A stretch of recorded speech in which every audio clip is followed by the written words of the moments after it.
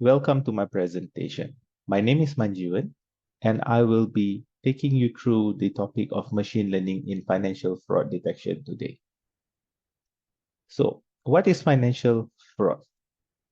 Financial fraud consists of a broad layer of categories.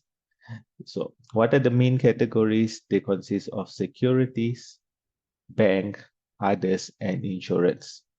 So in terms of securities, there's the securities and commodities fraud and the financial statement fraud.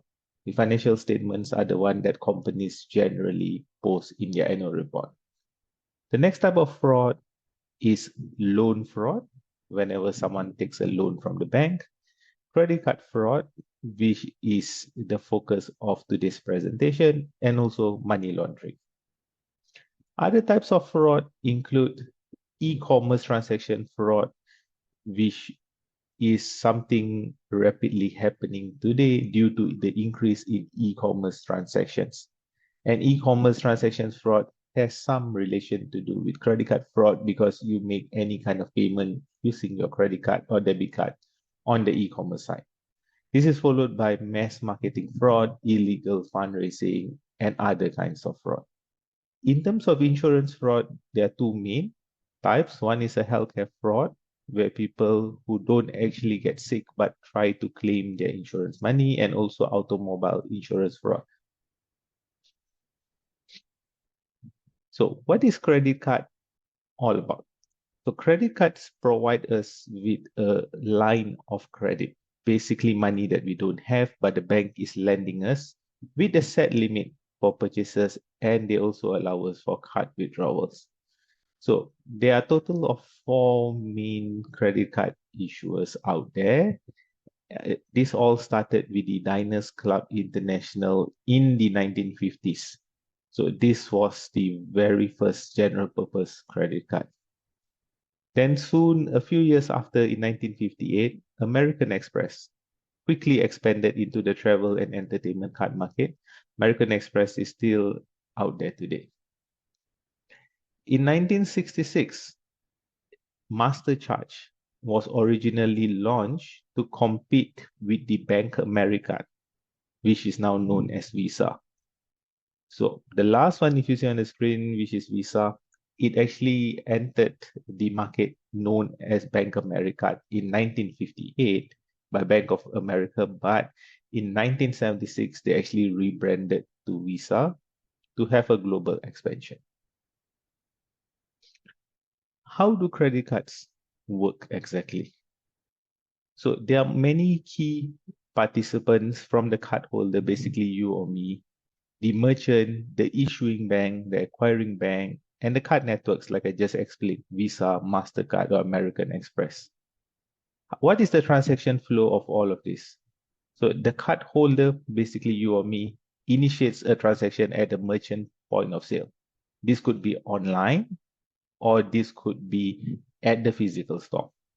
What happens next is the merchant bank sends the transaction to the card network, which then sends it through the cardholder's issuing bank. The issuing bank then authorizes the transactions and notifies the network and also the merchant. So what is the security aspect in all of this? So you have your 4 or 6-digit PIN depending on the country you're at. The chip technology, basically the chip which is embedded inside the card. All of the data transmission is encrypted, and there is a fraud monitoring system which is monitored all the while. And I'll be touching on the fraud monitoring system in a while. So what kind of credit card fraud are there? There are two main ones, card present and not present. Card present basically happens when your card is basically stolen, or someone tries to counterfeit your card and use physically at retailers or at the petrol pump, for example. Card not present, this is something that is increasingly occurring because it's being used online or over the phone transaction without physically having the card. It's just reading out the numbers on the card with some other details. So what kind of fraud tactics are there? The first one is skimming. So skimming only happens to physical cards, where it actually captures your card details through devices attached to the ATMs or maybe at the petrol pump. Phishing. This has been occurring a lot lately, where they actually get information from you through emails or through other means to give out your information. Posing as a real legit, as a bank or someone else, they are trying to get your information. Account takeover is scary because they take over your full access and they can do whatever they want to your card. And application fraud, basically they can open new accounts using stolen identity details. Say that your identity cards or passport or whatsoever gets leaked, they are taking your details and applying for cards on your name, and you are liable, not them. In 2020, the card not present fraud accounted for 80% for all of the card fraud losses in the US. As you can see that as e-commerce grows, the card not present fraud grows as well. What is the whole magnitude of this card fraud? There are billions of dollars which are lost every single year due to fraudulent transactions. And with the rise of the card not present, like I mentioned, in the US is about 80%, it actually increases with the online shopping trends.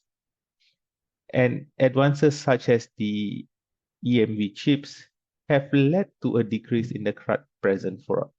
Because today, if you go over to a retailer and you have the 4 or 6-digit PIN and you do have the EMV chip, the card present fraud has definitely reduced. And by 2025, the global loss due to credit card fraud is expected to be 35 billion, which shows a very much need to have an advanced fraud detection solution. For the economic and social impact of fraud, who faces all of this?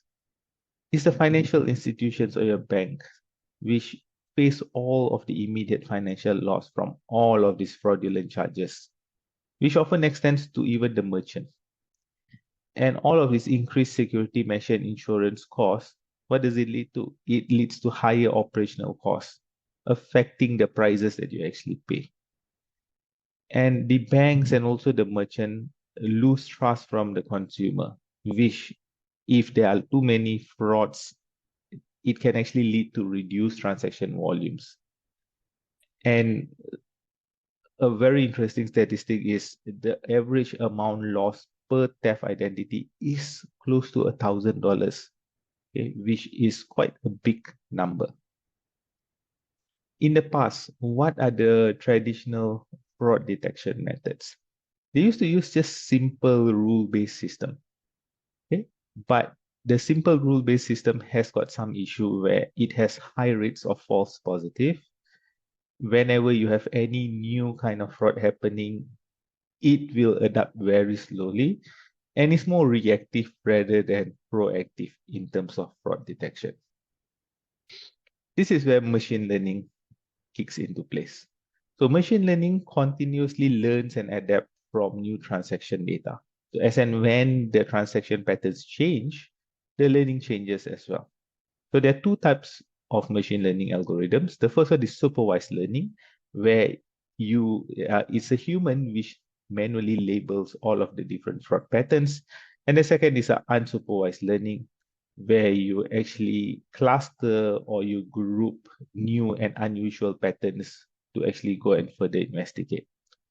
And machine learning algorithms significantly refine your accuracy, minimizing the impact of false alarms on customers.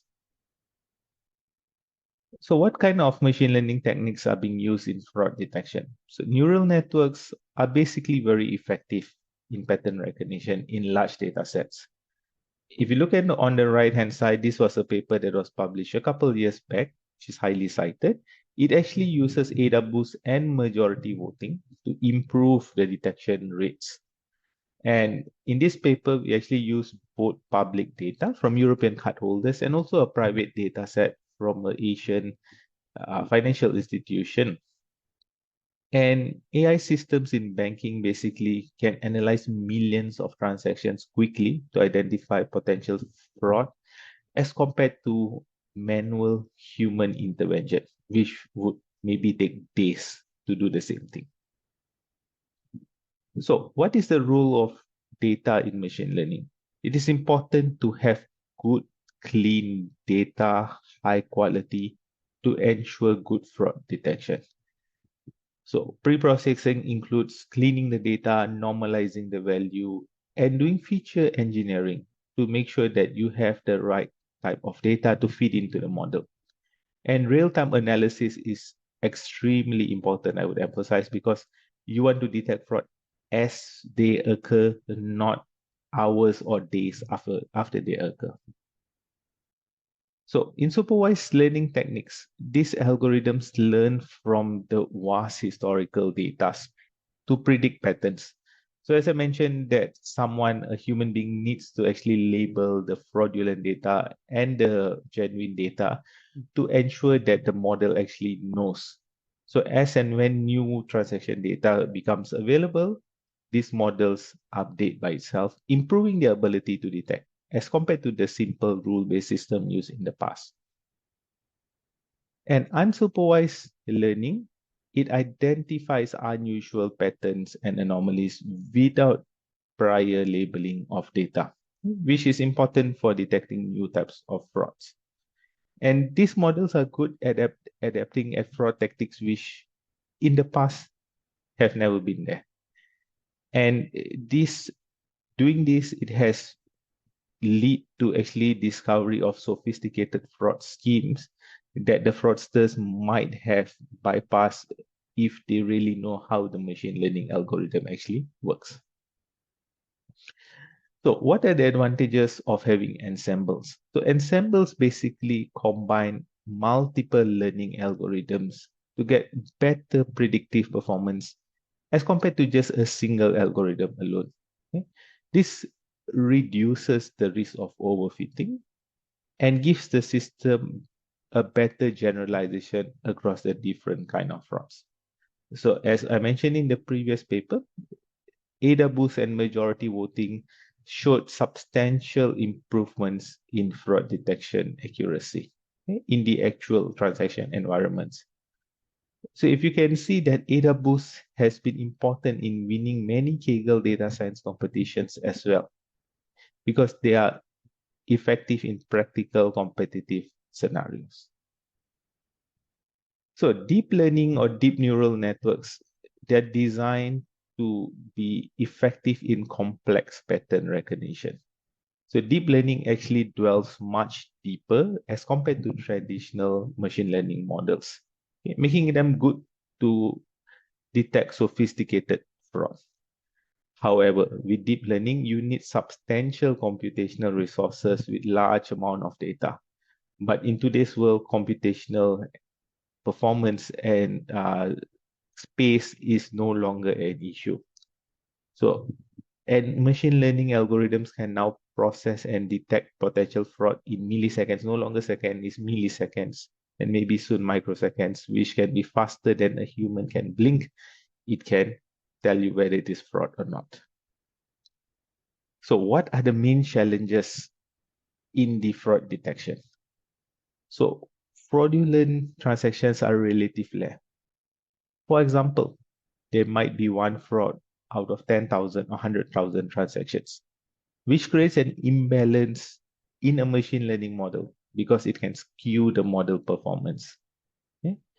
And managing sensitive data as well poses significant challenge.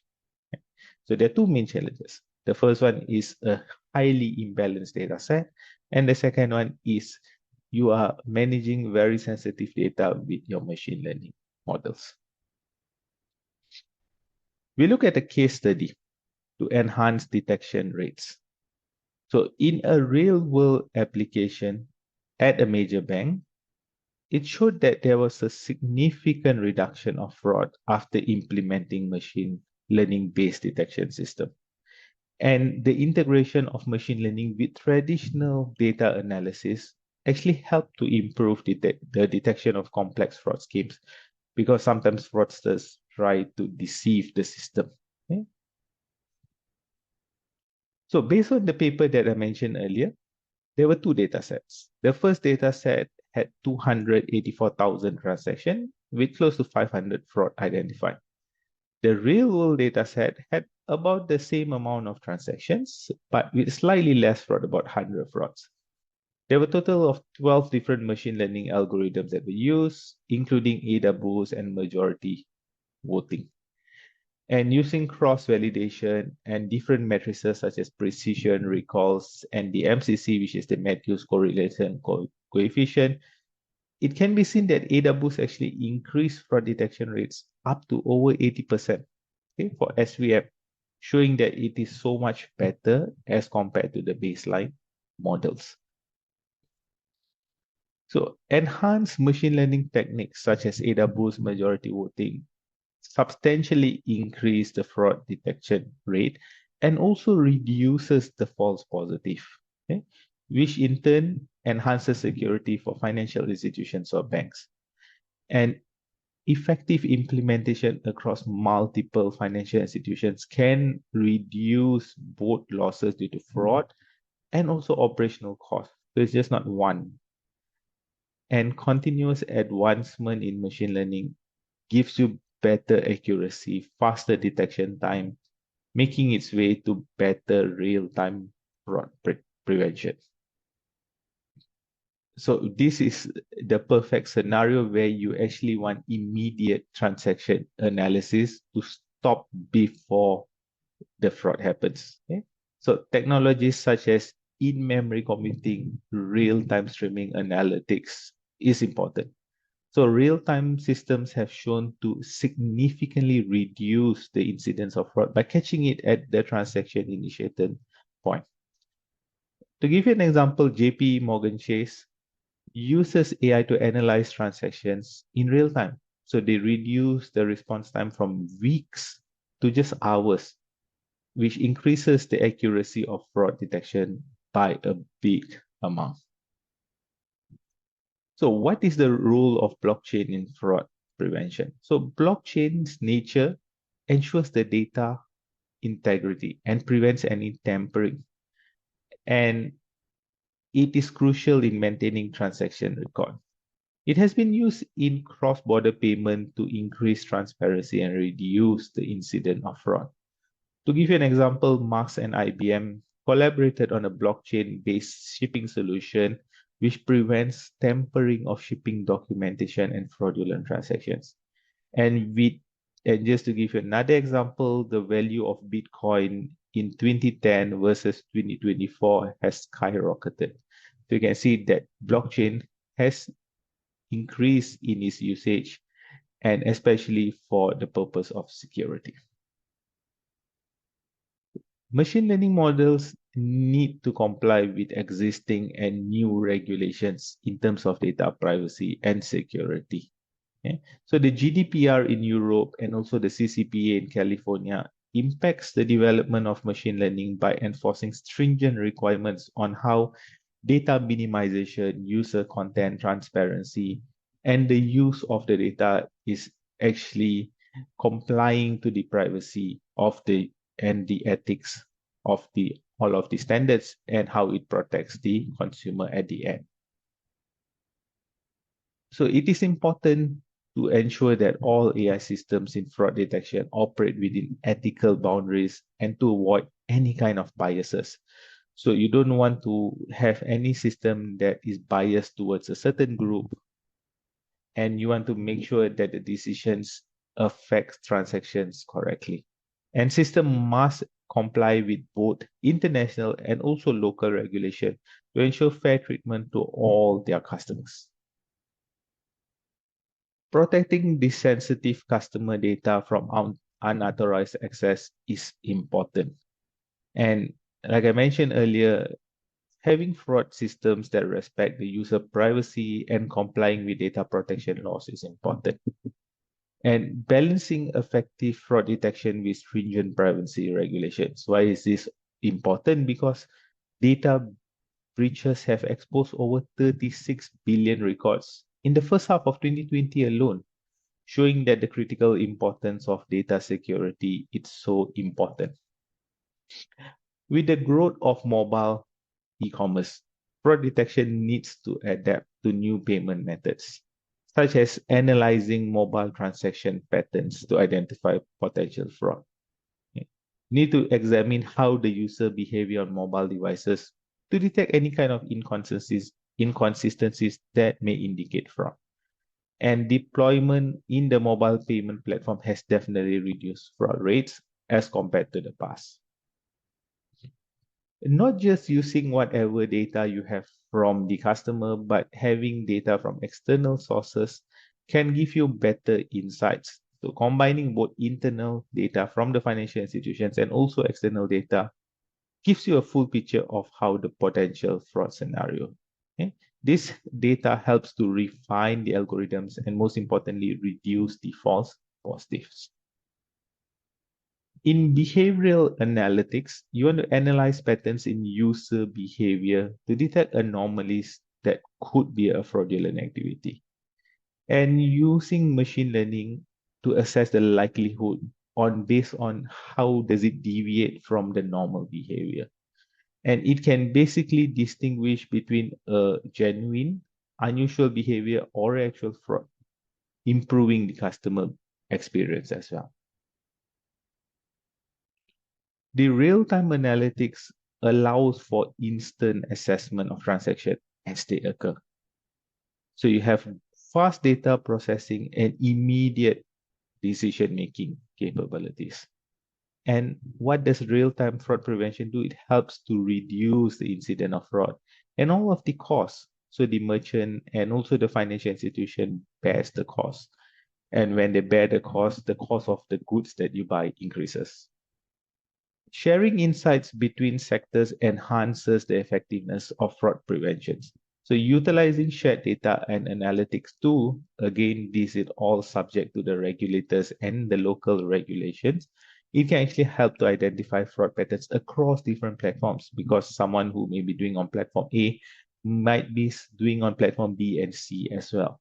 And successful partnership between banks, tech companies, and regulatory bodies can help to develop comprehensive anti-fraud systems.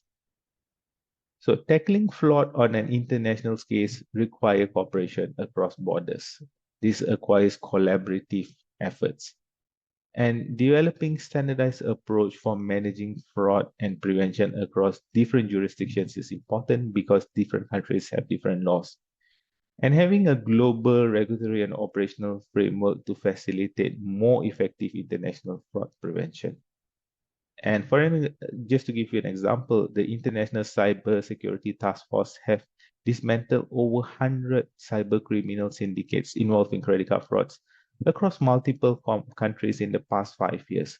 So you can see that they will not be just in a single country, but they will expand to multiple ones. So what is the role of AI in shaping future fraud detection?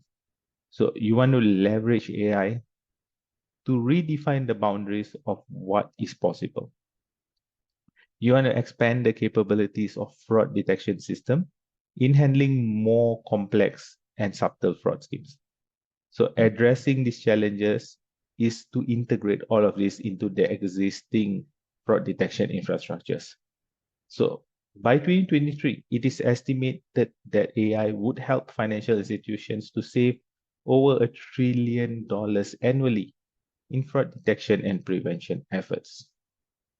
In terms of what we look into the future is the integration of AI to enhance predictive capabilities and decision-making process in real time, and continued improvement of this real-time analytics to catch fraud at the transaction initiation point, reducing the losses significantly, and also expanding the use of behavioral analytics to better understand how the customer reacts and to predict the fraudulent activities before they occur. I do hope you have enjoyed the presentation. Thank you for listening.